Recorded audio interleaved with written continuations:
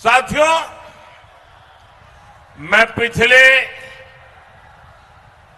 3-4 दशक से देश के कोने कोने में जाता रहा।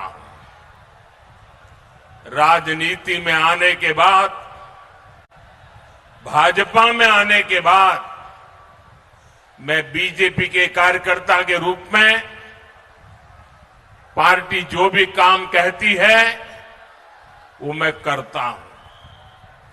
चुनाव की जिम्मेदारियां संभालना भी इसी का एक हिस्सा रहा है।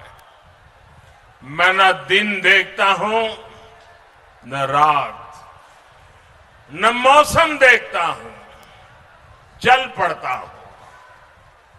साथियों, जब से घर छोड़ा है मुझे आप सबके बीच रहने में सुख मिलता है, सुकून मिलता है और आप ही मेरा परिवार है।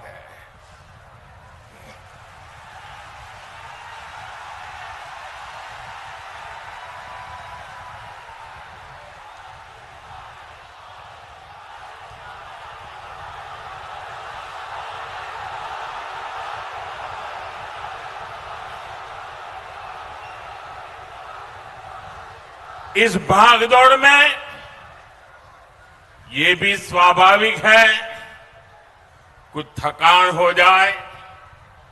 आखिर हम सबका शरीर का अपना अपना धर्म होता है। 30-40 साल पहले भी ऐसी भागदौड़ में थकान तो होती ही थी, लेकिन साथियों, इस चुनाव में एक अलग ही अनुभव कर रहा हूं। इतनी गर्मी के बावजूद, इतनी रैलियों के बावजूद मुझे बंगाल के इस चुनाव में जरा भी थकान महसूस नहीं हुई।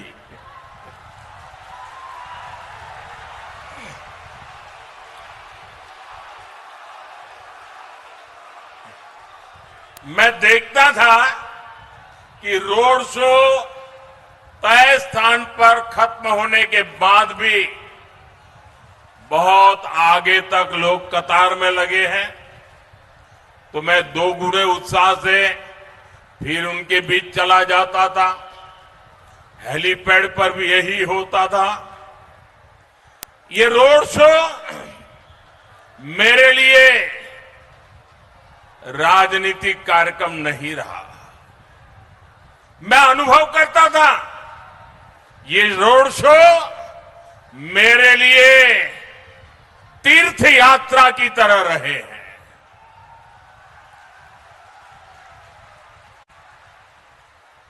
मैं मां काली के भक्तों के बीच जाता था तो संभवतः इसलिए मां काली भी मुझे निरंतर नई ऊर्जा से भरती जा रही थी।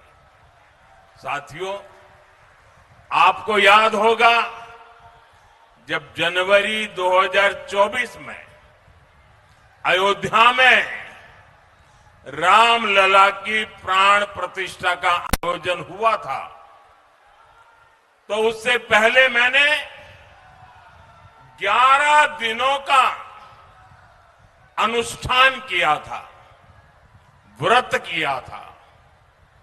मैं दक्षिण भारत के अनेक मंदिरों में गया था, देवी देवताओं से आशीर्वाद लिया था। इस चुनाव में भी मुझे वैसी ही अनुभूति हुई है जैसी अनुभूति किसी देवी मंदिर के दर्शन के समय होती है।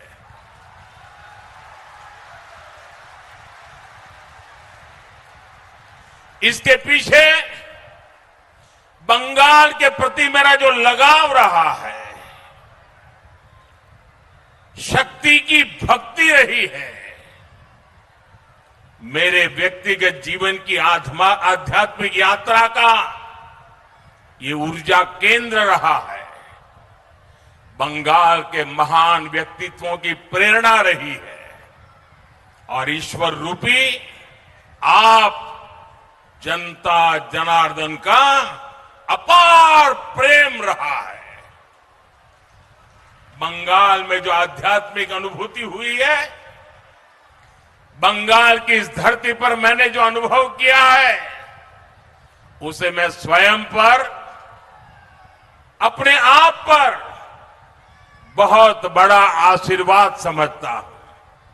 साथियों, बंगाल की इन रैलियों में, रोड शो में मुझे इतने अपनत्व भरे संदेश मिले हैं, भांति भांति की तस्वीरें मिली हैं कि मैं उन्हें कभी भी भूल नहीं सकता।